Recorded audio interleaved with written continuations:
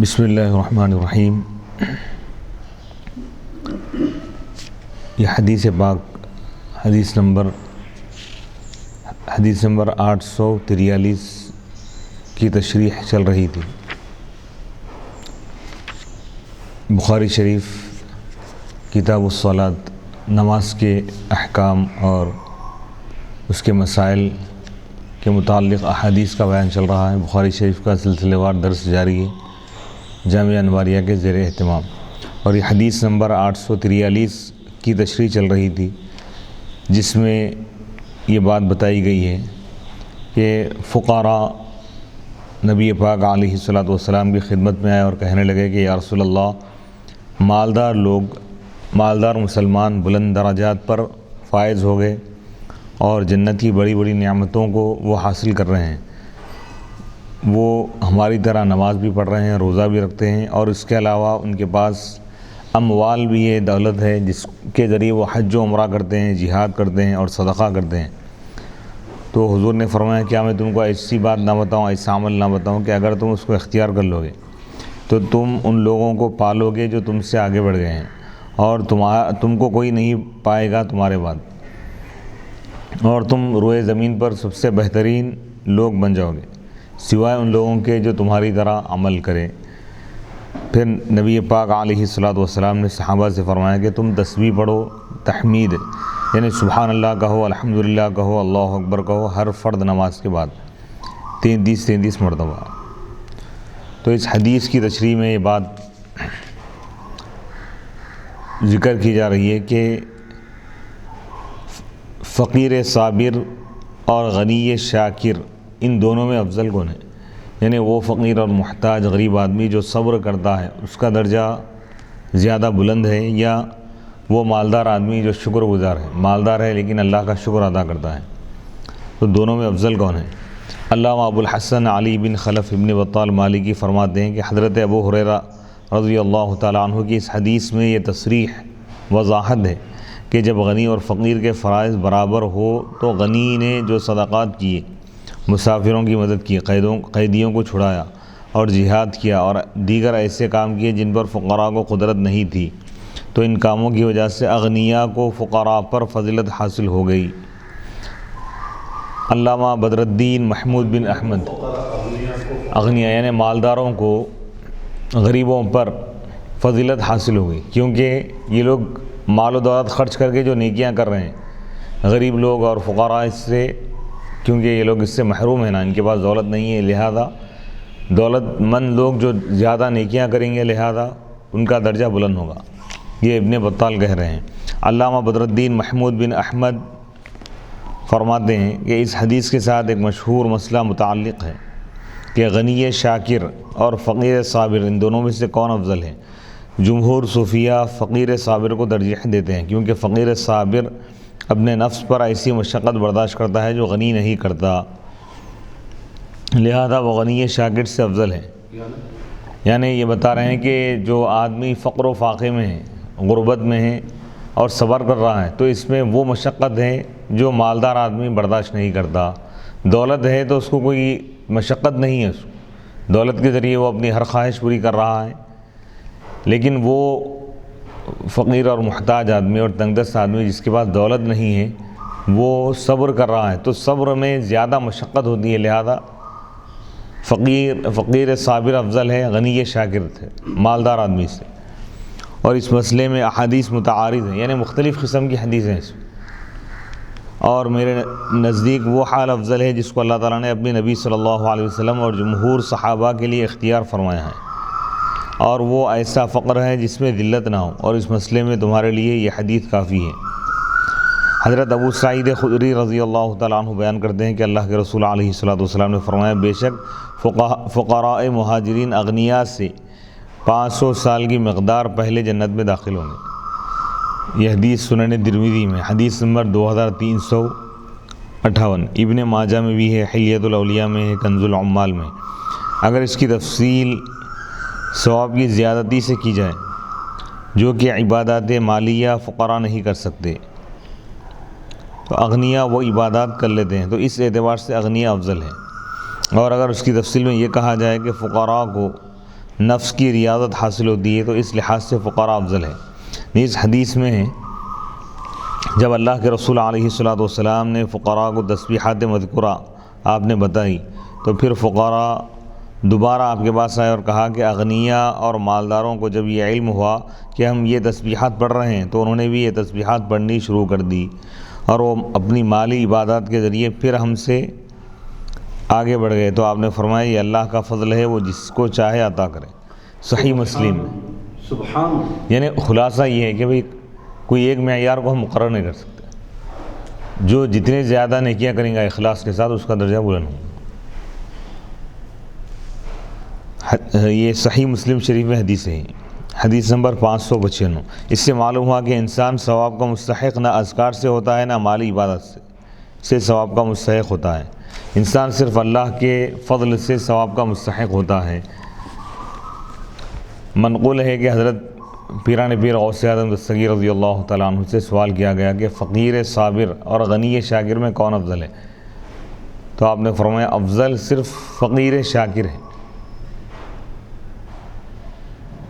یعنی وہ فقیر فقر و فاقہ کرنے والا جو شکر کرتا ہے وہ افضل ہے۔ تو صوفیہ کرام کے پاس، اولیاء کے پاس فقیر صابر، فقیر شاکر یہ افضل ہے۔ کیوں؟ کیونکہ اس میں حضور علیہ الصلوۃ والسلام کی سنت ہے۔ فقر سے مراد یعنی دنیاوی اسباب کو اختیار نہ کرنا،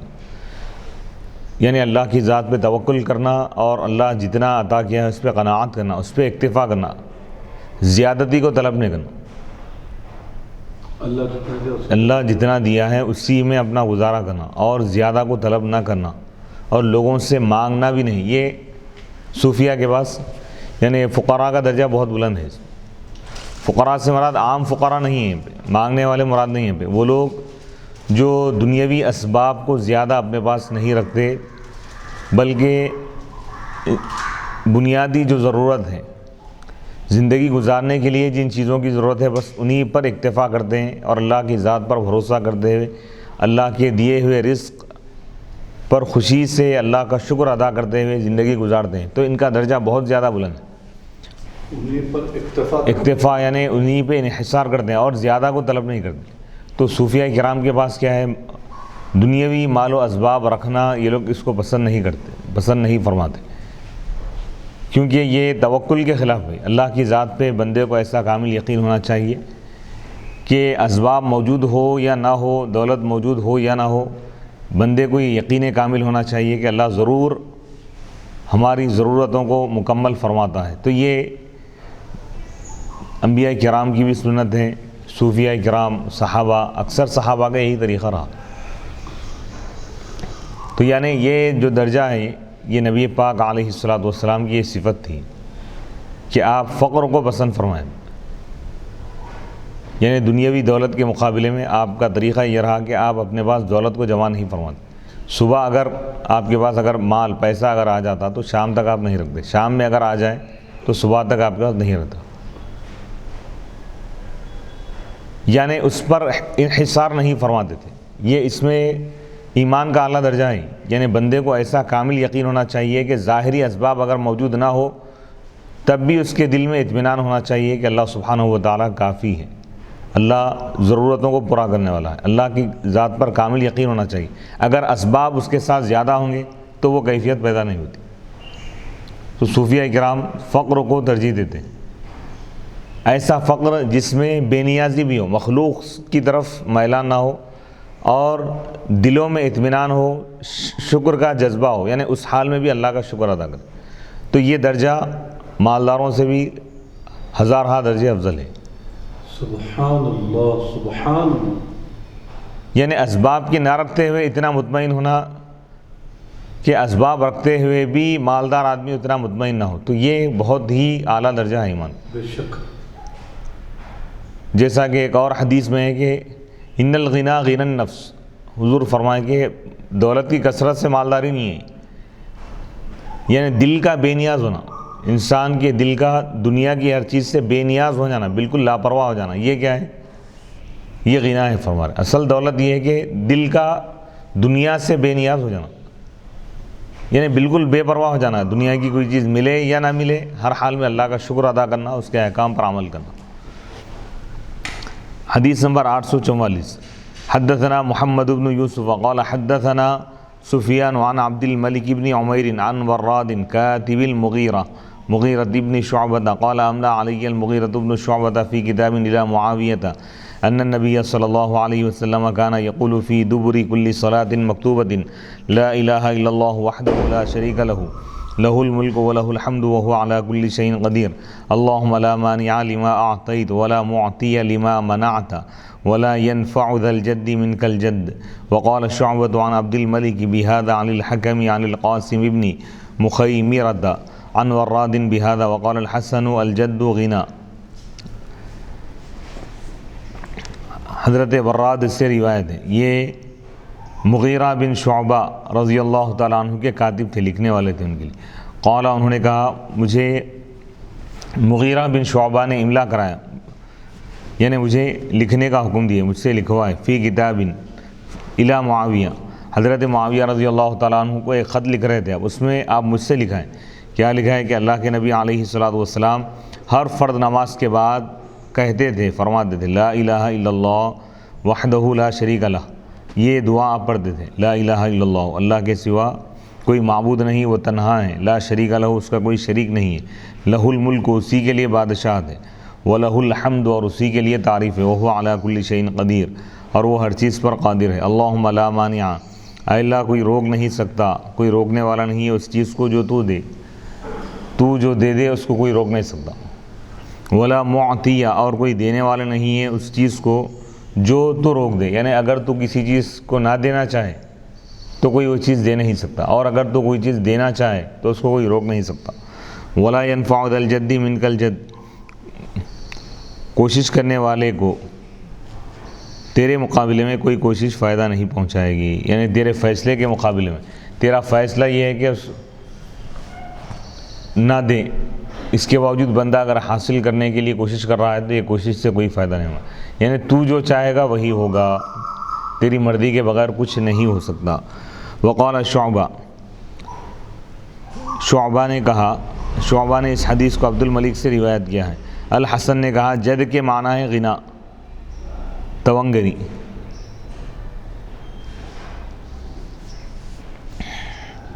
نماز کے بعد اذکار پڑھنے کا استحباب، یعنی نماز کے بعد، فرض نمازوں کے بعد بھی اذکار پڑھنا مستحب ہے، اگر کوئی پڑھ لے تو ثواب ہے، اگر نہ پڑھے تو کوئی گناہ نہیں ہے۔ البتہ دعا کرنا یہ نبی پاک علیہ الصلوۃ والسلام کی سنت ہے، دعا کرنا چاہیے، مختصر ہی صحیح۔ علامہ بدر الدین عینی حنفی رحمۃ اللہ علیہ فرماتے ہیں اس حدیث سے معلوم ہوا کہ نمازوں کے بعد یہ ذکر کرنا مستحب ہے، کیونکہ اس میں توحید کے الفاظ ہیں اور دینے، روکنے اور تمام قدرت کے افعال اللہ کی طرف منسوب ہیں۔ احادیث صحیحہ میں مزید اذکار کا ذکر ہے اور دیگر اذکار بھی حدیثوں میں بیان کیے گئے ہیں۔ کعب بن عجرہ بیان کرتے ہیں کہ اللہ کے رسول علیہ الصلوۃ والسلام نے فرمایا نماز کے بعد پڑھے جانے والے کچھ اذکار ہیں، ان کو پڑھنے والا ناکام اور نامراد نہیں ہوتا۔ ہر نماز کے بعد 33 مرتبہ سبحان اللہ کہے اور 33 مرتبہ الحمدللہ کہے اور 34 مرتبہ اللہ اکبر کہے، جیسا کہ بخاری شریف کی بھی ایک حدیث پاک گزری ہے، حدیث نمبر 843 میں اس کا ذکر ہے۔ حضرت ابو ہریرہ رضی اللہ تعالیٰ عنہ بیان کرتے ہیں کہ اللہ کے رسول علیہ الصلوۃ والسلام نے فرمایا جس نے فجر کی نماز کے بعد 100 مرتبہ سبحان اللہ کہا اور 100 مرتبہ لا الہ الا اللہ کہا، اس کے گناہوں کو بخش دیا جائے گا، خواہ اس کے گناہ سمندر کے جھاگ کے برابر ہو۔ سنن نسائی میں روایت موجود ہے۔ موت کے سوا حضرت ابو امامہ رضی اللہ تعالیٰ عنہ بیان کرتے ہیں کہ اللہ کے رسول علیہ الصلوۃ والسلام نے فرمایا جس نے ہر فرض نماز کے بعد آیت الکرسی کو پڑھا تو اس کو موت کے سوا کوئی چیز جنت میں داخل ہونے سے مانع نہیں ہے، نہیں روکتی، یعنی جو پابندی کے ساتھ ہر فرض نماز کے بعد آیت الکرسی کی تلاوت کرے تو نبی پاک علیہ الصلوۃ والسلام فرماتے ہیں کہ اس کو جنت میں داخل ہونے سے کوئی چیز نہیں روکتی سوائے موت، یعنی خالی بس اب موت کا واقع ہونا ہی بس اس کے لیے کافی، موت ہوتے ہی وہ فوراً جنت میں داخل ہو جاتا۔ تو اس حدیث سے معلوم ہوا کہ آیت الکرسی بھی پڑھ سکتے ہیں فرض نمازوں کے بعد، یا تسبیحات بھی پڑھ سکتے ہیں، یا اور مسنون دعائیں بھی پڑھ سکتے ہیں۔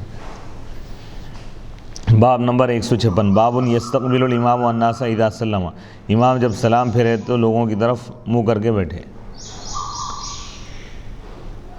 باب نمبر حدیث نمبر 845، حدثنا موسیٰ بن اسماعیل قال حدثنا جریر بن حازم قال حدثنا ابو رجاء عن سمرة بن جندب قال كان النبي صلی اللہ علیہ وسلم اذا صلى صلاة اقبل علينا بوجهه۔ حضرت سمورہ بن جندب رضی اللہ تعالیٰ عنہ سے روایت ہے، آپ فرماتے ہیں کہ کان نبی پاک علیہ الصلوۃ والسلام جب کوئی نماز پڑھاتے تو اقبل علینا، نماز سے فارغ ہونے کے بعد آپ ہماری طرف منہ کر کے چہرہ کر کے بیٹھتے۔ اس حدیث کی عنوان کے ساتھ موافقت اس جملے میں کہ جب نبی پاک علیہ الصلوۃ والسلام نماز ادا فرما لیتے تو اپنے چہرے کو ہماری طرف متوجہ کرتے، صحابی کہہ رہے ہیں۔ تو اس حدیث سے معلوم ہوا کہ امام سلام پھیرنے کے بعد دعا کے لیے لوگوں کی طرف رخ کر کے بھی بیٹھے، یہ بھی حضور کی سنت ہے۔ نماز کے بعد لوگوں کی طرف منہ کر کے بیٹھنے کی حکمت، یعنی لوگوں کی طرف رخ کرنے کا کیوں حکم دیا گیا اس میں حکمت کیا ہے؟ نبی اکرم صلی اللہ علیہ وسلم لوگوں کی طرف اس لیے یعنی رخ فرماتے تھے کہ لوگوں کو آپ سے مسائل پوچھنے کی ضرورت ہوتی تھی، نیز آپ قبلے سے منہ پھیر کر بیٹھ جاتے تاکہ کوئی نیا آنے والا یہ نہ گمان کرے کہ آپ نماز کے تشہد میں بیٹھے۔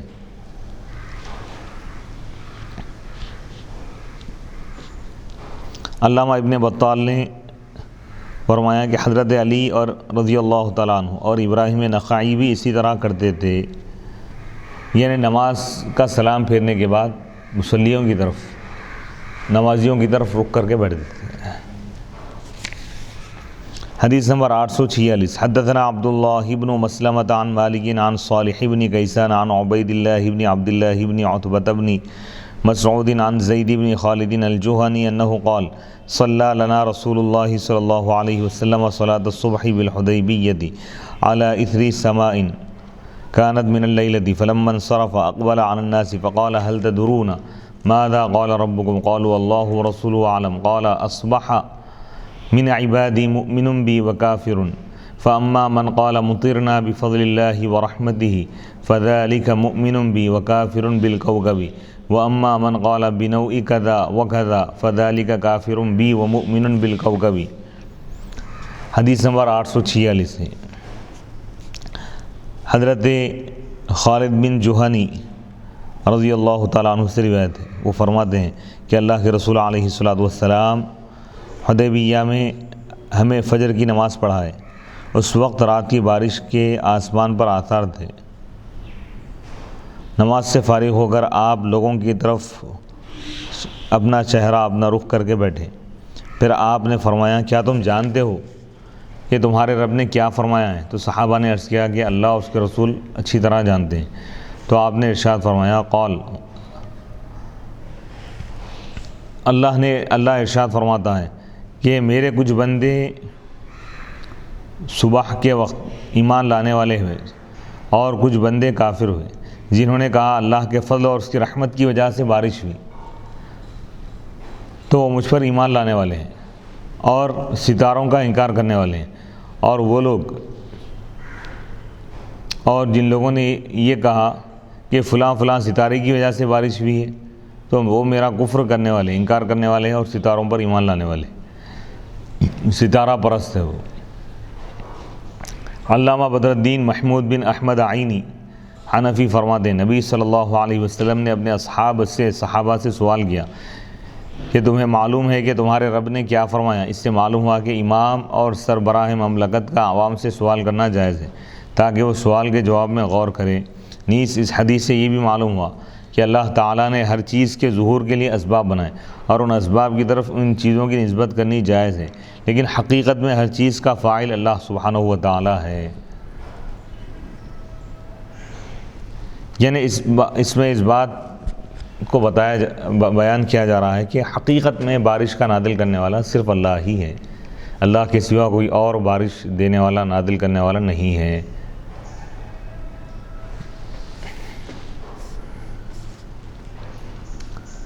محکمہ موسمیات والے برسانے والی ہواؤں کا رخ دیکھ کر پہلے سے بتا دیتے ہیں کہ فلاں دن علاقے میں بارش ہوگی یا نہیں ہوگی، یا فلاں دن مطلع ابر آلود ہوگا یا دھوپ نکلے گی۔ ان کے پاس ایسے آلات ہوتے ہیں جن سے وہ ہواؤں کا اور بادلوں کا رخ جان لیتے ہیں، اور اکثر و بیشتر ان کی اطلاع صحیح ہوتی ہے، لیکن وہ صرف علامات سے پیشگی خبر دیتے ہیں اور ان علامات کو حقیقی سبب نہیں قرار دیتے، اس لیے ان کا خبر دینا جائز ہے۔ یعنی محکمہ موسمیات والے جو خبر دیتے ہیں وہ قطعی اور یقینی نہیں ہوتی بلکہ ظنی ہوتی۔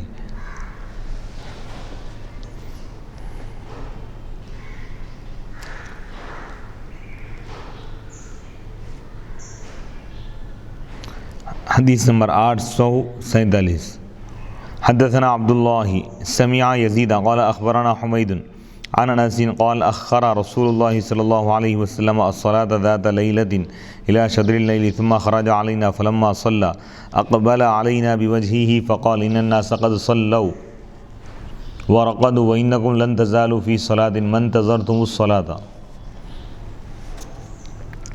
امام بخاری رحمۃ اللہ علیہ فرماتے ہیں کہ عبداللہ نے ہمیں حدیث بیان کی، انہوں نے یزید کو کہتے ہوئے سنا، یزید نے کہا کہ ہمیں حمید نے خبر دی حضرت انس رضی اللہ تعالیٰ عنہ سے، قال حضرت انس رضی اللہ تعالیٰ عنہ نے فرمایا اللہ کے رسول علیہ الصلاۃ والسلام ایک رات کو نماز کو مؤخر فرمائے آدھی رات تک، یعنی عشاء کی نماز، ثم خرج علینا، پھر آپ ہم پر ظاہر ہوئے، ہمارے پاس تشریف لائے، فلما صلی، پس جب آپ نماز پڑھائے تو اقبل علینا بوجہہ، ہماری طرف متوجہ ہوئے اپنے چہرے کے ساتھ، یعنی اپنے چہرے کا رخ ہماری طرف کھلی، مصلیوں کی طرف۔ پھر آپ نے ارشاد فرمایا بے شک لوگ نماز پڑھ چکے ہیں اور سو بھی گئے کچھ لوگ نماز پڑھ کر،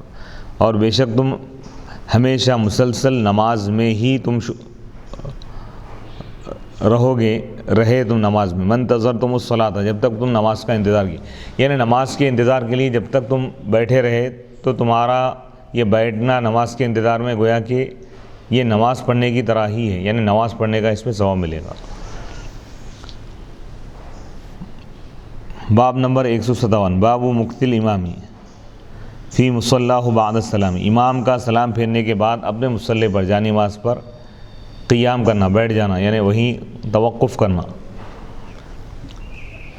حدیث نمبر 848 وقال لنا آدم حدثنا شعبة عن ایوب عن نافع قال كان ابن عمر يصلي في مكانه الذي صلى فيه الفريضة وفعله القاسم ويذكر عن ابي هريرة رفعه لا يتطوع الامام في مكانه ولم يصح۔ نافع سے روایت ہے، قال وہ کہتے ہیں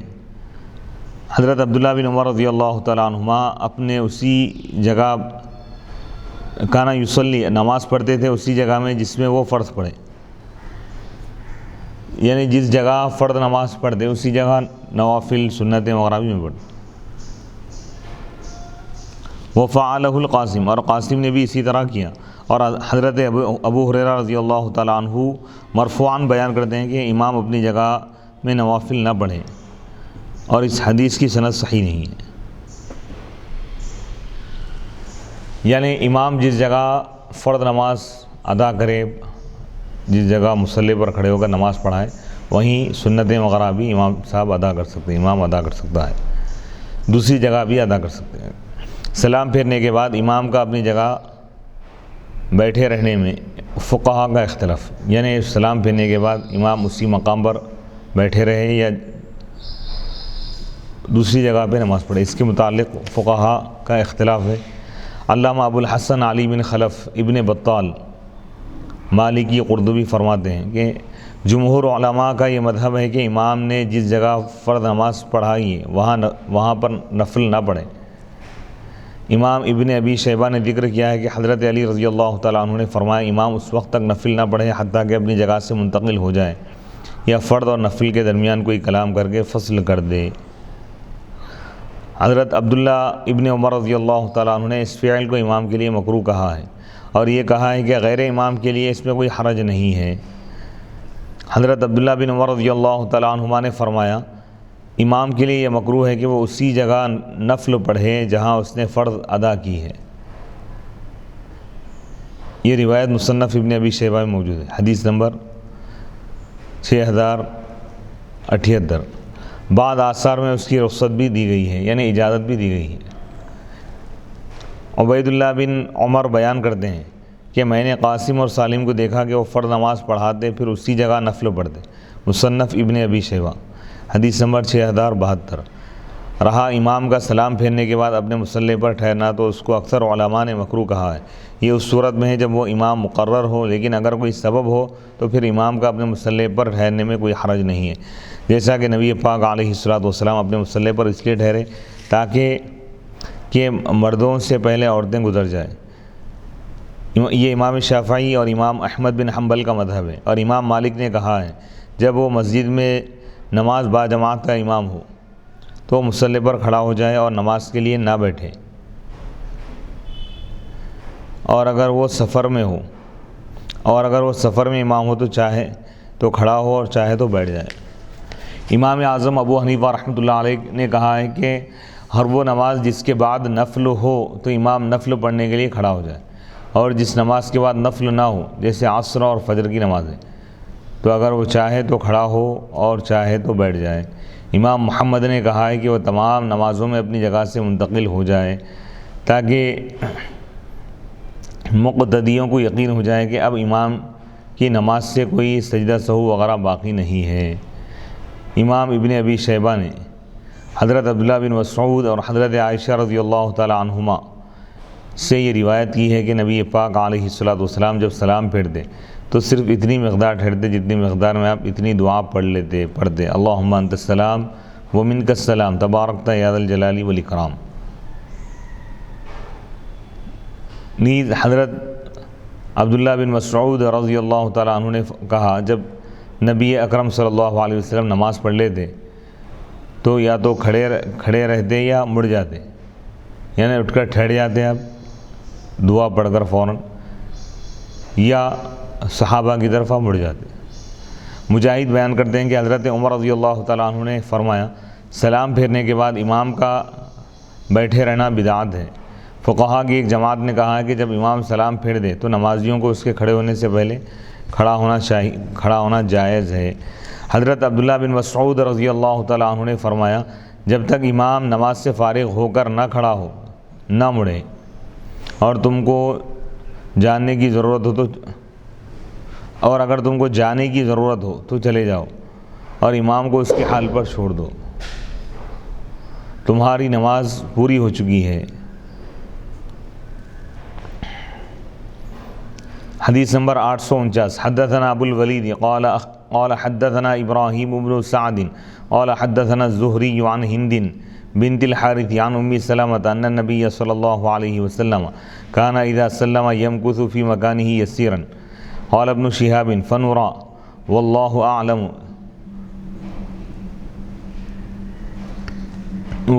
اعلم لكي ينفذ من ينصرف من النساء۔ ہندہ بنت حارث سے روایت ہے، عن ام سلمہ، وہ حضرت ام سلمہ رضی اللہ تعالیٰ عنہا سے روایت کرتی ہے کہ اللہ کے نبی صلی اللہ علیہ وسلم جب سلام پھیر دیں تو اپنے مقام پر کچھ دیر کے لیے ٹھہر جاتے، توقف فرماتے۔ ابن شہاب کہتے ہیں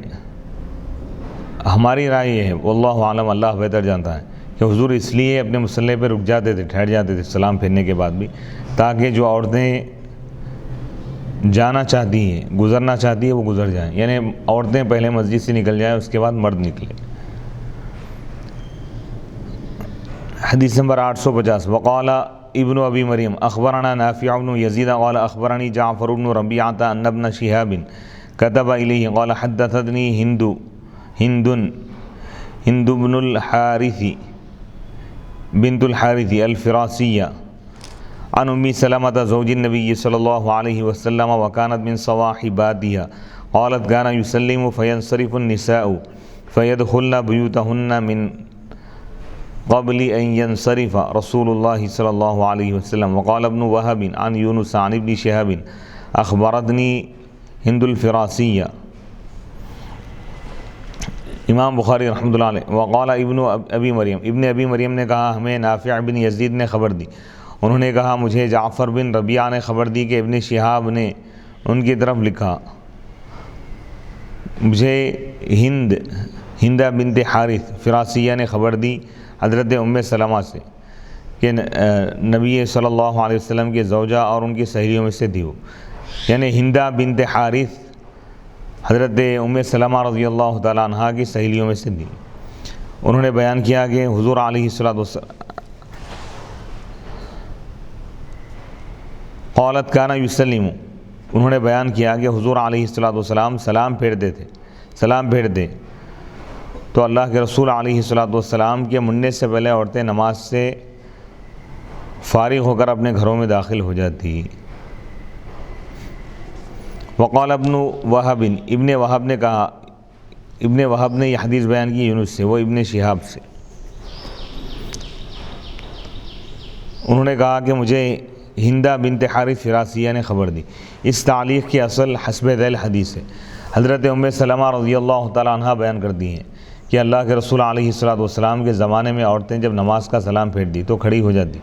اور اللہ کے رسول علیہ الصلوۃ اور جو مرد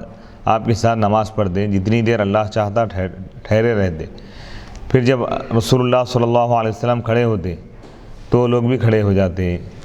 یعنی پہلے خواتین کو بھیج دیتے، اس کے بعد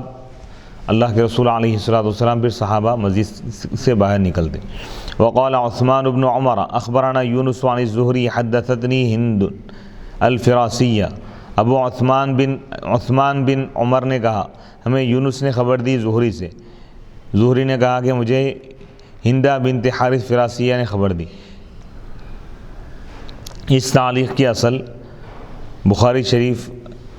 حدیث نمبر 864 میں آ رہی ہے۔ وقال الزبیدی اخبرنی الزہری ان ہندن بنت الحارث القرشیہ اخبرته وكانت تحت معبد بن المقداد وهو حلیف بنی زہرہ وكانت تدخل على ازواج النبی صلی اللہ علیہ وسلم، اور زبیدی نے کہا مجھے زہری نے خبر دی کہ ہندہ بنت حارث قرشیہ نے خبر دی، اور وہ معبد بن مقداد کے نکاح میں تھی، اور وہ بنو زہرہ قبیلے بنی زہرہ کے حلیف تھے، اور ہندہ نبی صلی اللہ علیہ وسلم کے پاس آتی جاتی تھی۔ اس تعلیق کی اصل یہ ہے کہ عورتیں رسول اللہ صلی اللہ علیہ وسلم کے ساتھ نماز میں حاضر ہوتی تھی، بس جب آپ سلام پھیرتے تو مردوں کے کھڑے ہونے سے پہلے عورتیں کھڑی ہو جاتی اور اپنے گھروں کو چلی جاتی۔ اس حدیث کو امام طبرانی نے مسند الشامیین میں روایت کیا ہے۔ وقال شعیب عن الزہری حدثتنی ہند القرشیہ وقال ابن ابی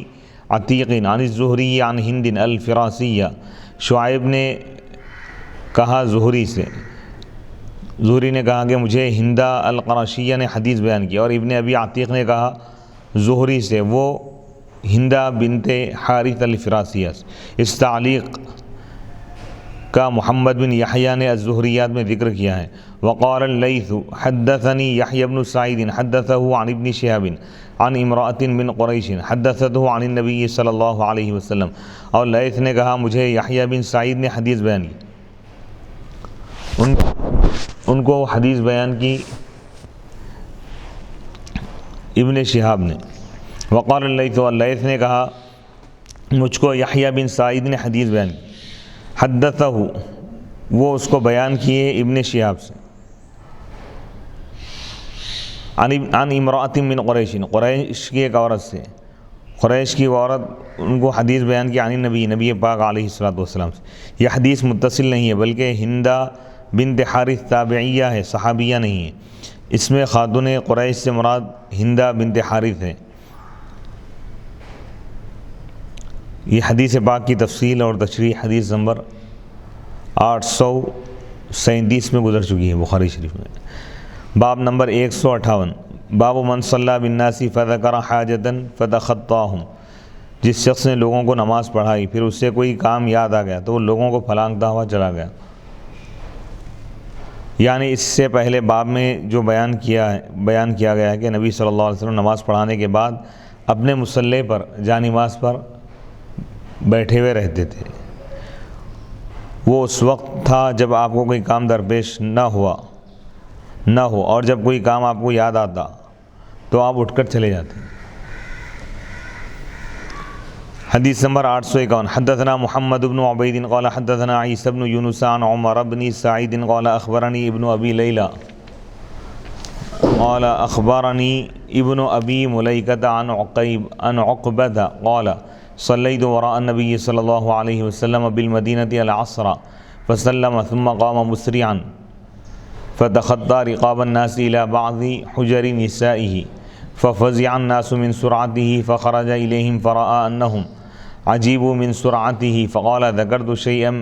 شيئا من تبر عندنا فكرهت أن يحبسني فأمرت بقسمته۔ امام بخاری رحمۃ اللہ علیہ فرماتے ہیں کہ ہم کو محمد بن عبید نے حدیث بیان کی، قال انہوں نے کہا حدثنا عیسی بن یونس، ہم کو عیسیٰ بن یونس نے حدیث بیان کی عمر بن سعید سے، انہوں نے کہا مجھ کو ابن ابی ملیکہ نے خبر دی عقبہ سے، عقبہ رضی اللہ تعالیٰ عنہ سے روایت کرتے ہو، قال حضرت عقبہ نے کہا میں اللہ کے نبی علیہ الصلاۃ والسلام کے پیچھے نماز پڑھا مدینے میں عصر کی، بس آپ سلام پھیرے، پھر تیزی کے ساتھ آپ کھڑے ہو گئے، فتخطى رقاب الناس، لوگوں کی گردنوں کو پھلانگتے ہوئے آپ اپنے ازواج مطہرات کے کسی حجرے کی طرف چلے گئے،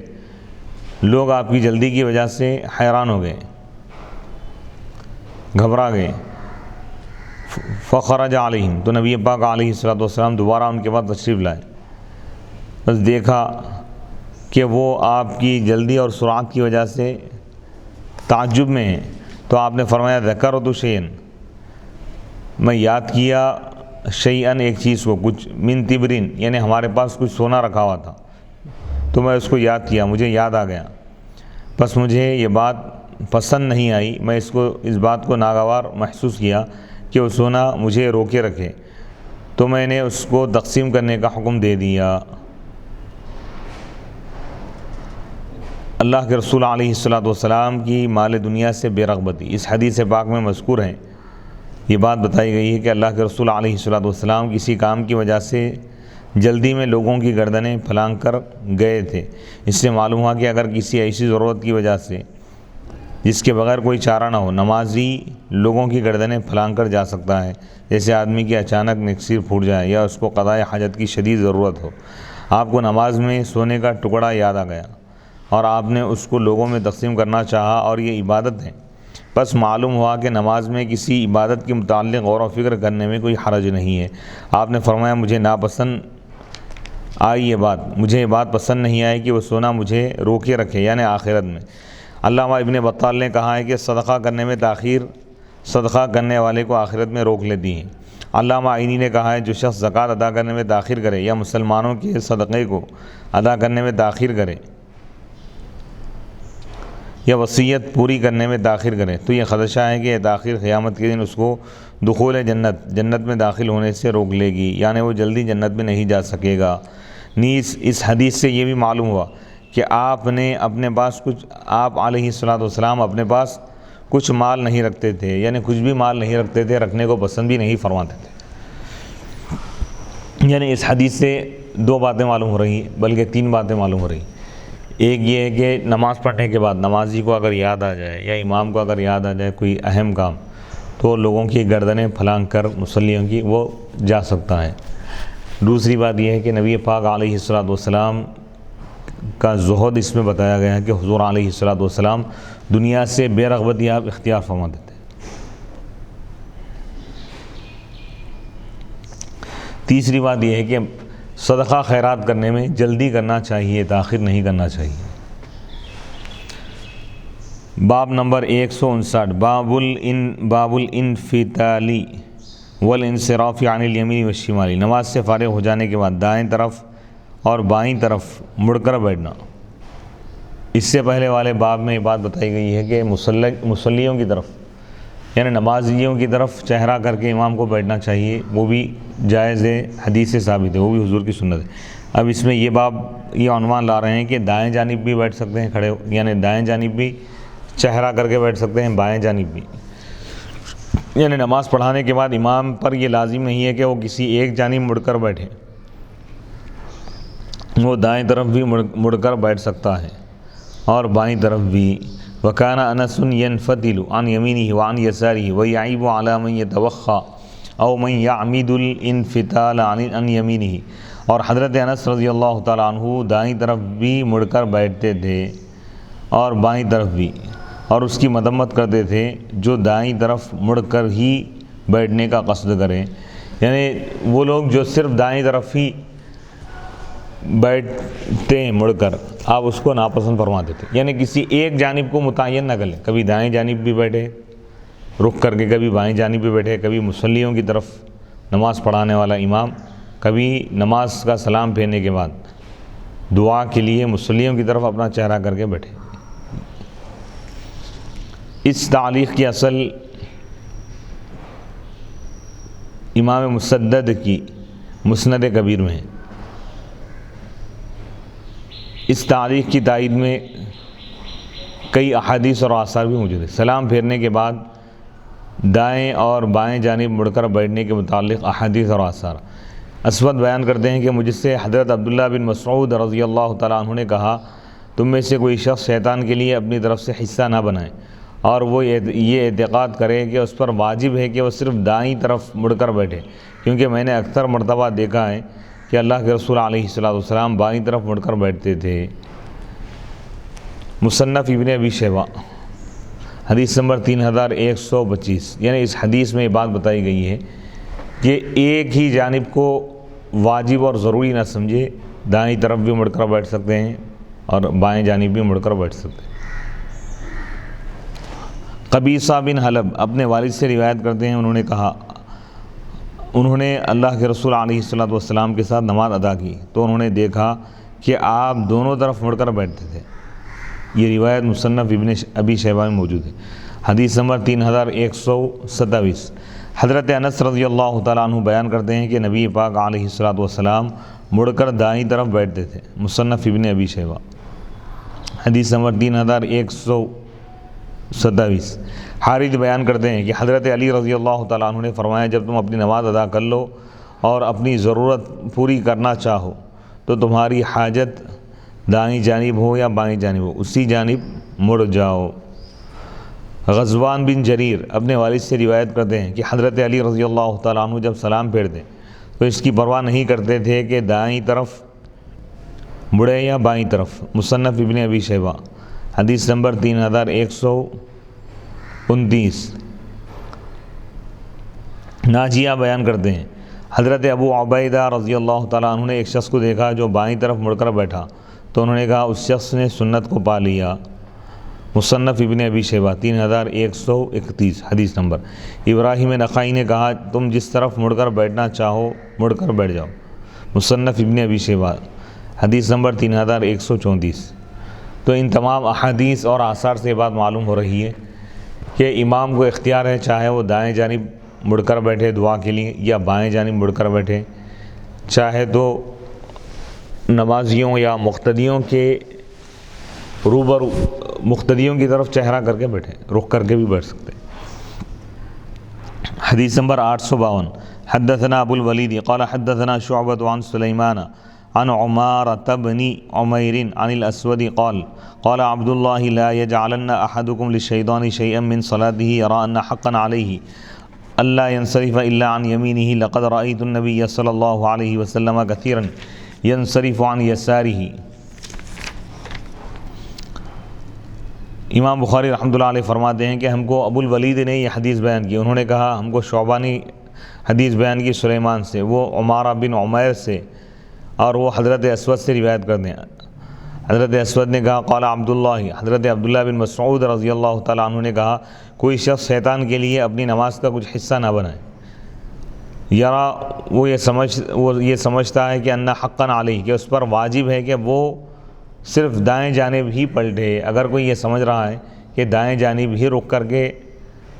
بیٹھنا چاہیے اور دعا کرنا چاہیے، تو یہ سمجھنا گویا کہ غلط ہے، اس کو واجب سمجھنا، تو یہ غلط اعتقاد رکھنا گویا کہ شیطان کے لیے موقع فراہم کرنا ہے اس کی اطاعت کرنے کے برابر، ایسا نظریہ رکھنا۔ لقد رأیت النبی، یقیناً میں نبی صلی اللہ علیہ وسلم کو اکثر دیکھا آپ بائیں جانب بھی پلٹتے تھے، یعنی اس حدیث میں عبداللہ بن مسعود رضی اللہ تعالیٰ عنہ یہ بتانا چاہتے ہیں کہ دائیں جانب بھی پلٹ کر بیٹھ سکتے ہیں، بائیں جانب بھی، سلام پھیرنے کے بعد دعا کے لیے دائیں جانب بھی امام رخ کر سکتا ہے یا بائیں جانب، ایک ہی جانب کو، ایک ہی سمت کو لازم کر لینا یہی واجب ہے سمجھنا یہ غلط ہے۔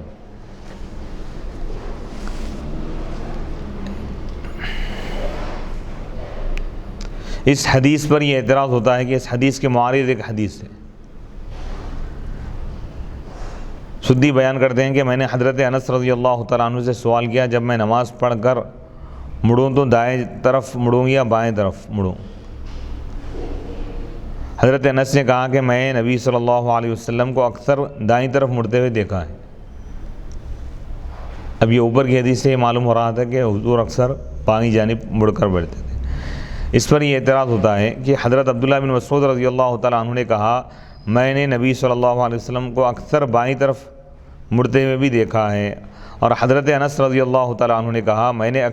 آپ کو اکثر دائیں طرف مڑتے ہوئے دیکھا ہے، اور اکثر تو ایک ہی فعل ہوگا، تو اس کا جواب یہ ہے کہ اللہ کے رسول علیہ الصلوۃ والسلام دونوں طرف مڑتے تھے۔ جس نے آپ کو جس طرف مڑتے ہوئے دیکھا اس نے اسی کی روایت کر دی، جو صحابی جس سمت حضور کو جب دیکھے اس کو بیان کر دیا۔ دونوں طرف آپ برابر، کبھی ادھر کبھی ادھر، کبھی دائیں جانب مڑ کر بیٹھتے تھے، کبھی آپ بائیں جانب۔ اس حدیث سے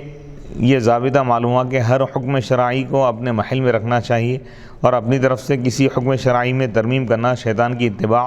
اور گمراہی ہے۔ اسی لیے کسی سنت یا مستحب کو اپنی طرف سے واجب نہیں کہنا چاہیے، اور نہ کسی مکروہ کو حرام کہنا چاہیے۔ ہم احکام شرعیہ کے مبلغ ہیں، یعنی لوگوں کو چاہیے کہ جو حکم جیسا ہے ویسا ہی اس کو رکھے، ویسا ہی اس کو بیان کرے، ویسا ہی اس کو سمجھے۔ بعض لوگ اپنے تقوی کے اظہار کے لیے سنن اور مستحبات کو واجب کا درجہ دیتے ہیں اور مکروہات کو حرام کا درجہ دیتے ہیں۔ ایسے لوگوں سے اللہ تعالیٰ اپنے حفظ و امان میں رکھے، یعنی جو چیز جس چیز کا جو درجہ ہے وہی درجہ دے، اس کو فرض کو فرض سمجھے، واجب کو واجب سمجھے، سنت کو سنت کا درجہ دے، مستحب کو مستحب کا درجہ، نفل کو نفل کا درجہ، نفل کو واجب قرار نہ دے اور مکروہ کو حرام قرار نہ دے، جس کا جو درجہ بتایا گیا ہے اسی میں اس کو رکھے۔ باب نمبر 160، باب ما جاء فی الثوم النی والبصل والکراث وقول النبی صلی اللہ علیہ وسلم من اکل الثوم او البصل من الجوع او غیرہ فلا یقربن مسجدنا۔ کچی لہسن، پیاز اور گندنا کے متعلق جو احادیث وارد ہے، اور نبی صلی اللہ علیہ وسلم کا یہ ارشاد کہ جس نے بھوک اور یا بغیر بھوک کے لہسن یا پیاز کھا لیا ہے وہ ہماری مسجد کے قریب نہ ہے۔ اس عنوان میں قراث کا لفظ ہے، اس سے مراد ہے ایسی سبزی جس میں بدبو ہو، اس کے معنی ہے گندنا۔ اس سلسلے میں احادیث کا خلاصہ یہ ہے کہ کوئی شخص بدبودار چیز کھا کر یا پی کر مسجد میں نہ آئے، کیونکہ اس سے فرشتوں اور نمازیوں کو تکلیف ہوتی ہے۔ بیڑی، سگریٹ، حقہ اور نسوار وغیرہ بھی اس ممانعات میں داخل ہے۔ تاہم یعنی اس ممانعات منع ہیں، یعنی کچی پیاز یا کچی لہسن کھا کر مسجد میں آنا یہ مکروہ ہے۔ پکی ہوئی کھا کے آ سکتے ہیں، کیونکہ کچی میں اس کی بو ہوتی ہے، بو کی وجہ سے فرشتوں کو تکلیف ہوتی ہے۔ اور ایسی چیزیں جو بدبودار ہوں وہ کھا کر یا پی کر مسجد میں آنا منع ہے۔ اسی طرح سگریٹ، بیڑی وغیرہ تو یہ تو ہمیشہ ہی یہ مکروہ ہیں، لیکن مسجد میں اگر جا رہے ہیں تو خاص طور پہ اور زیادہ منع ہے۔ کچی لہسن اور پیاز کھانا ان اوقات میں جائز ہے جن اوقات میں مسجد میں نہ جانا ہو، یعنی نماز کے اوقات کے علاوہ دیگر اوقات میں یہ کچی پیاز وغیرہ کھا سکتے ہیں۔ حرام نہیں ہے کچی پیاز کھانا، جائز ہے، لیکن یہ کھا کے مسجد کو نہ جائیں، مکروہ ہے، اس میں کراہت۔ بیڑی اور سگریٹ اور حقہ وغیرہ کا پینا صحت کے لیے مضر ہے، اس لیے یہ ہر حال میں مکروہ ہے۔ یہ ایسا زہر ہے جو بتدریج صحت کو نقصان پہنچاتا ہے۔ بتدریج یعنی تھوڑا تھوڑا، رفتہ رفتہ یہ صحت کو نقصان پہنچاتا ہے۔ اور تمام نشہ آور چیزیں بھی حرام ہیں، سگریٹ، گٹکا وغیرہ یہ بھی چیزیں حرام ہیں۔ اس میں حرام ہے، بعض علماء اس کو حرام قرار دیے، بعض علماء اس کو مکروہ بتائیں۔ یعنی ایسی چیز براہ راست جو نقصان پہنچا رہی ہے وہ تو حرام ہے ہی، لیکن جو کثرت استعمال کی وجہ سے اگر نقصان پہنچا رہی ہے تو وہ بھی مکروہ ہے۔ حدیث نمبر 853، حدثنا مسدد قال حدثنا یحیی عن عبید اللہ قال حدثني نافع عن ابن عمر رضی اللہ تعالی عنہما ان النبی صلی اللہ علیہ وسلم قال فی غزوة خیبر من اکل من هذه الشجرة یعنی الثوم فلا يقربن مسجدنا۔ حضرت عبداللہ بن عمر رضی اللہ تعالی عنہما سے روایت ہے کہ نبی پاک علیہ الصلوۃ والسلام نے غزوہ خیبر، جنگ خیبر کے موقع پر آپ نے فرمایا جو اس درخت سے کھا لے، یعنی لہسن، جو لہسن کھائے، فلا یقربن مسجدنا، تو وہ ہماری مسجد کے قریب ہرگز نہ آئے، یعنی اس سے مراد کچی لہسن ہے۔ ہاں اگر مسجد میں داخل بھی اگر ہوا اور کلی کر لے تو کوئی ممانعت نہیں ہے۔ مسجد میں داخل ہونے سے مراد وضو خانہ نہیں ہے، یہاں پہ وضو خانے میں تو وہ جا سکتا ہے، کلی وغیرہ کر کے دوبارہ اگر وضو بنا لے تو وہ کراہت ختم ہو جائے۔ ڈائریکٹ جہاں پہ نماز پڑھتے ہیں اس مقام پہ نہ جائیں، کیونکہ وہاں فرشتے ہوتے ہیں اور دیگر مصلی ہوتے ہیں، ان کو تکلیف ہوتی ہے۔ تو مفتی صاحب اس سے معلوم یہ ہوا کہ صرف یعنی سگریٹ اور کچی پیاز لہسن وغیرہ ہی نہیں، بلکہ اس کے ساتھ ساتھ دیگر جو بھی چیزیں، ایسی چیزیں جو کھانے کے بعد منہ سے بو آتی ہوں تو وہ ساری چیزیں منع ہیں یہاں پر، یا صرف سگریٹ گٹکا وغیرہ ہی منع ہے؟ یہی نہیں بلکہ ہر وہ چیز جو جس سے بو آتی ہو، بدبودار جتنی چیزیں ہیں تمام چیزیں اس میں آ گئی ہیں۔ کوئی ایسی چیز بھی کھائیں اگرچہ کہ وہ چیز کھانا جائز ہو، لیکن اس میں اگر بو آتی ہو تو ایسی چیزیں کھا کے مسجد کو نہ جائیں۔ اگر جانا ہی چاہتا ہے تو کلی وغیرہ کر لیں، اس کے بعد مسجد میں جائیں۔ اور یہ بھی دیکھا گیا ہے مفتی صاحب کہ لوگ جو ہے بعض لوگ نہاتے نہیں ہیں، کوئی 8 دن نہیں نہاتے، کوئی 10 دن نہیں نہاتے، کوئی 15 دن پانی نہیں نہاتے ہیں، تو وہ پانی نہ نہانے کی وجہ سے ان کے جسم سے ایک عجیب و غریب اسمیل یعنی نہایت گندی بو آتی ہے، جس سے جو صف میں جو مصلیاں جو کھڑے ہوتے ہیں تو ان کو شدید تکلیف پہنچتی ہے۔ تو کیا یہ بھی ناپسندیدہ مکروہ عمل ہے، یعنی کسی بھی قسم سے لوگوں کو تکلیف نہ پہنچائیں۔ مسجدوں میں اگر جائیں تو پاک صاف ہو کر جائیں، بغیر غسل کے تو پہلی بات مسجد میں جا ہی نہیں سکتے۔ اگر ناپاک ہو تو غسل کرنا ضروری ہے، پاک ہے لیکن پھر بھی اگر پسینے وغیرہ کی وجہ سے اگر بو آ رہی ہے تو اس کے لیے مستحب یہ ہے، پسندیدہ عمل یہ ہے کہ آداب یہ ہے کہ وہ اچھی طرح غسل کرے، پاک صاف ہو اور عطر وغیرہ استعمال کرے، عطر وغیرہ استعمال کر کے جانا ہی افضل ہے۔ حدیث نمبر 854، حدثنا عبداللہ بن محمد قال حدثنا ابو عاصم قال اخبرنا ابن جریج قال اخبرنی عطاء قال سمعت جابر بن عبد الله قال قال النبي صلى الله عليه وسلم من اكل من هذه الشجرة يريد الثوم فلا يغشانا في مساجدنا قلت ما يعني به قال ما أراه يعني إلا نيئه وقال مخلد بن يزيد عن ابن جريج إلا نتنه۔ امام بخاری رحمۃ اللہ علیہ فرماتے ہیں کہ ہمیں عبداللہ بن محمد نے یہ حدیث بیان کی، انہوں نے کہا ہم کو ابو عاصم نے حدیث بیان کی، انہوں نے کہا ہم کو ابن جریج نے خبر دی، انہوں نے کہا مجھ کو عطا نے خبر دی، قال انہوں نے کہا عطا نے کہا میں جابر بن عبداللہ رضی اللہ تعالیٰ عنہ کو یہ کہتے ہوئے سنا، انہوں نے فرمایا اللہ کے نبی علیہ الصلوۃ والسلام نے ارشاد فرمایا جو کوئی اس درخت کو کھا لے، یعنی یرید الثوم یعنی جو لہسن کھائے، کچی لہسن، فلا یغشانا تو وہ ہمارے پاس نہ آئے، فی مساجدنا ہماری مسجدوں میں۔ قلت تو میں نے کہا ما یعنی بھی اس سے حضور کی کیا مراد ہے، تو انہوں نے کہا ما اراہ میں نہیں سمجھتا مگر یہ کہ حضور یہی مراد لی، کچی لہسن مراد ہے، تلی ہوئی لہسن اگر ہے جو سالنوں میں جو استعمال کرتے یعنی تلنے کی وجہ سے، پکوان کی وجہ سے اس کی بو ختم ہے، تو لہذا وہ مکروہ نہیں ہے۔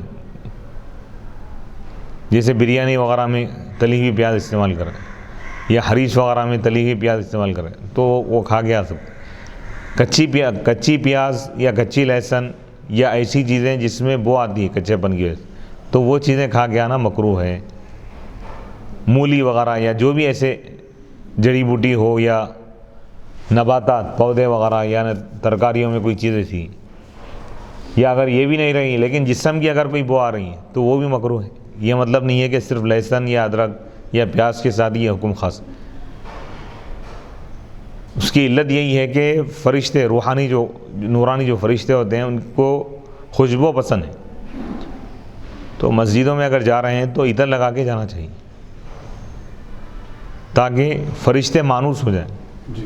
فرشتوں کو خوشی محسوس ہو, اس لیے ان کا بھی خیال رکھنا ضروری ہے. دین اسلام میں دیکھیے تعلیمات, جس محفل میں جا رہے ہیں تو لوگوں کا بھی خیال کرتے ہوئے انسان ایسا انتظام یعنی اہتمام کریں. حضور کے حدیث سے ثابت ہے کہ مسجد میں بھی اگر جا رہے ہیں تو وہاں پر بھی کسی کو تکلیف نہ ہو, کیونکہ قریب قریب بیٹھ کر نماز پڑھتے ہیں, صفوں میں اتصال ہوتا ہے اور یعنی صفیں ملی ہوئی ہوتی نا عمومی طور پر. تو اس اعتبار سے چاہیے کہ اچھی طرح پاک صاف رہے. اگر کوئی تنہا بھی اگر پڑھ رہا ہے نماز, یہ مطلب نہیں ہے کہ بدبو آ رہی ہے اسی کے ساتھ, اس وقت بھی یہ عمل مکروہ ہے, کیونکہ اللہ کی بارگاہ میں اگر جا رہے ہیں تو پاک صاف ہو. تو یہ نماز کے آداب میں سے, مسجد کے آداب میں سے. حدیث نمبر 855. حدثنا سعید بن عفیر قال حدثنا ابن وهب عن یونس عن ابن شهاب زعم عطاء ان جابر بن عبد الله زعم ان النبي صلى الله عليه وسلم قال من اكل ثوما او بصلا فليعتزلنا او قال فليعتزل مسجدنا وليقعد في بيته, وان النبي صلى الله عليه وسلم اتي بقدر فيه خزرات من بقول فوجد لها ريحا فسأل فأخبر بما فيها من البقول فقال قربوها إلى بعض أصحابه كان معه فلما رآه كره أكلها قال كل فإني أناجي من لا تناجي. وقال أحمد بن صالح عن ابن وهب أتي ببدر قال ابن وهب يعني طبقا فيه خزرات ولم يذكر الليث وأبو صفوان عن يونس قصة القدر فلا أدري هو من قول الزهري أو في الحديث. امام بخاری رحمۃ اللہ علیہ فرماتے ہیں کہ حدثنا سعید بن عفیر, ہم کو سعید بن عفیر نے یہ حدیث بیان کی. قال, انہوں نے کہا کہ ہم کو ابن وہب نے حدیث بیان کی, وہ حضرت یونس سے روایت کرتے ہیں, وہ ابن شہاب سے. زعم عطاء, عطا نے کہا, ان جابر بن عبداللہ, کہ حضرت جابر بن عبداللہ رضی اللہ تعالیٰ عنہ نے کہا کہ نبی پاک علیہ الصلوۃ والسلام نے ارشاد فرمایا, جو لہسن کھائے یا پیاز کھائے چاہیے کہ وہ ہم سے دور رہیں. او قالا, یا آپ نے یہ فرمایا کہ ہماری مسجدوں سے وہ دور رہیں. وَلْيَقْعُدْ فِي بَيْتِهِ, چاہیے کہ وہ اپنے گھر میں بیٹھا رہے. یعنی سخت ممانعات فرمائے شدت کے. اللہ اکبر. کیونکہ حضور علیہ الصلوۃ والسلام کے ساتھ ہمیشہ فرشتے رہتے. کوئی اگر کچی پیاز کھا گیا ہے یا کچی لہسن کھا گیا ہے تو اس بو کی وجہ سے فرشتوں کو تکلیف ہوگی. وَأَنَّ النَّبِيَّ, اور نبی پاک علیہ الصلوۃ والسلام کے پاس ایک ہانڈی لائی گئی جس میں کچھ سبزیاں تھیں, کچھ ترکاریاں وغیرہ تھیں. آپ کو ان سے بدبو آئی, یعنی اس ہانڈی سے اور ان ترکاریوں سے. تو آپ نے اس کے متعلق سوال کیا تو آپ کو بتایا گیا کہ اس میں فلاں فلاں سبزیاں ہیں. تو آپ نے فرمایا ان کو ان بعض اصحاب کے قریب کرو جو اس وقت آپ کے ساتھ تھے. حضور فرمائے دوسرے صحابہ کو کھلا دو. جب آپ نے ان کو دیکھا تو ان کے کھانے کو ناپسند کیا. آپ نے فرمایا تم کھاؤ, میں اس سے سرگوشی کرتا ہوں جس سے تم سرگوشی نہیں کرتے. صحابہ کو آپ کھانے کا حکم دیتے. تو اس سے معلوم یہ ہوا وہ حرام نہیں ہو. پیاز لہسن وغیرہ کھانا ہے, ایسی چیزیں کراہت نہیں. حضور اپنی مزاج اور طبیعت کی وجہ سے, لطیف طبیعت کی وجہ سے, کیونکہ مزاج میں آپ کی لطافت اور نفاست نہیں, تو آپ اس کو ناپسند فرمائیں لیکن حرام قرار نہیں دی. میرے اپنے مزاج کے حساب سے, میں اپنی طبیعت کی وجہ سے اس کو ناپسند کر رہا ہوں, شریعت کی وجہ سے. سرگوشی یعنی میں بات کرتا ہوں ان لوگوں سے جس سے تم بات نہیں کرتے, یعنی فرشتوں سے. حضور علیہ الصلوۃ والسلام کلام فرماتے, جب بات کریں گے تو اگر کچی پیاز یا کھا لیے تو اس کی بو آئے گی. تو یہ حضور کی طبیعت تھی, مزاج تھا کہ جس کے ساتھ رہتے, جن لوگوں میں اٹھنا بیٹھنا آپ کا ہوتا, ان کی طبیعتوں کا آپ خیال رکھتے. جب آپ نے ان کو دیکھا تو ان کے کھانے کو ناپسند کیا. آپ نے فرمایا تم کھاؤ, میں اس سے سرگوشی کرتا ہوں جس سے تم سرگوشی نہیں کرتے. اور احمد بن صالح نے کہا ابن وہب سے, آپ کے پاس طبق تھال لایا گیا. ابن وہب نے کہا یعنی آپ کے پاس ایسا تھال لایا گیا جس میں سبزیاں تھیں. اور لیث نے اور صفوان نے یونس سے قدر یعنی ہانڈی کا قصہ ذکر نہیں کیا ہے، بس مجھے معلوم نہیں کہ وہ زہری کا قول ہے یا حدیث میں۔ ایک میں ہانڈی کا ذکر ہے، ایک میں طبق لایا گیا بالکل۔ تو اس سے حضور علیہ الصلوۃ والسلام آداب بتا رہے ہیں کہ انسان کو کس طرح کس محفل میں رہنا چاہیے۔ حدیث نمبر 856، حدثنا ابو معمر قال حدثنا عبد الوارث عن عبد العزيز قال سأل رجل انسا ما سمعت نبي الله صلى الله عليه وسلم في الثوم فقال قال النبي صلى الله عليه وسلم من أكل من هذه الشجرة فلا يقربن أو لا يصلين معنا۔ امام بخاری رحمۃ اللہ علیہ فرماتے ہیں کہ ہمیں ابو معمر نے حدیث بیان کی، قال انہوں نے کہا ہم کو عبد الوارث نے حدیث بیان کی عبد العزیز سے، قال انہوں نے کہا ایک شخص نے حضرت انس رضی اللہ تعالیٰ عنہ سے سوال کیا کہ آپ اللہ کے نبی علیہ الصلوۃ والسلام سے کیا سنیں فی الثوم لہسن کے بارے میں؟ تو انہوں نے کہا اللہ کے نبی علیہ الصلوۃ والسلام نے فرمایا جو کوئی اس درخت سے کھائے یعنی لہسن وغیرہ کھائے تو فلا یقربنا، وہ ہمارے قریب نہ آئے، یا آپ نے یہ فرمایا کہ لا یصلین معنا، وہ ہمارے ساتھ نماز نہ پڑھے۔ یعنی لفظ لہسن حرام ناجائز یا مکروہ نہیں ہے، کچی لہسن کھا کے مسجد کو جانا یا نماز پڑھنا اس لیے مکروہ ہے کہ اس کی وجہ سے بو آتی۔ ہاں اگر کوئی کلی کر لے اس کے بعد نماز میں اگر داخل ہو تو کراہت کی بات نہیں، یا پکی ہوئی لہسن اگر کھائے یا تلی ہوئی بھنی ہوئی لہسن اگر کھائے تو کراہت نہیں ہے۔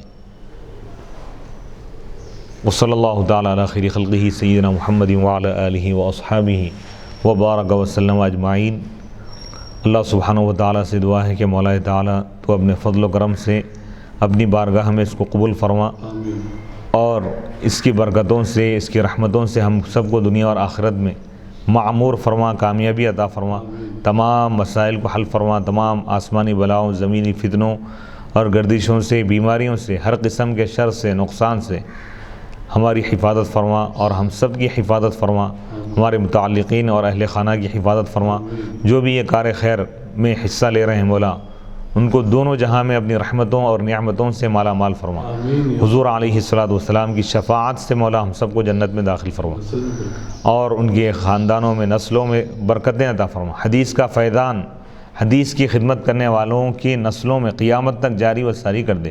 اس کی برکتوں سے اس کی بہاروں سے اس کی نعمتوں سے بہراور فرما، قیامت تک اس کا فیضان جاری فرما دے۔ جو یہ کام کر رہے ہیں حدیث کی اشاعت حدیث کی ترویج کے لیے مولا، جو کام کر رہے ہیں، جو درس دے رہے ہیں، جو درس کے لیے اہتمام کر رہے ہیں، ان سب کو مولا اور قیامت تک ان کے آنے والی نسلوں کو مولا دین کی خدمت کے لیے منتخب فرما، اور دین حنیف دین محمدی پر قائم و دائم رکھ، اور اسی کی اشاعت میں مصروف رہنے کی توفیق عطا فرما، اور حدیث کے فیضان کو جاری و ساری فرما دے، برکتیں جاری و ساری فرما دے۔ وصلی اللہ تعالیٰ علی خیر خلقہ سیدنا محمد وآلہ واصحابہ اجمعین والحمد للہ رب العالمین۔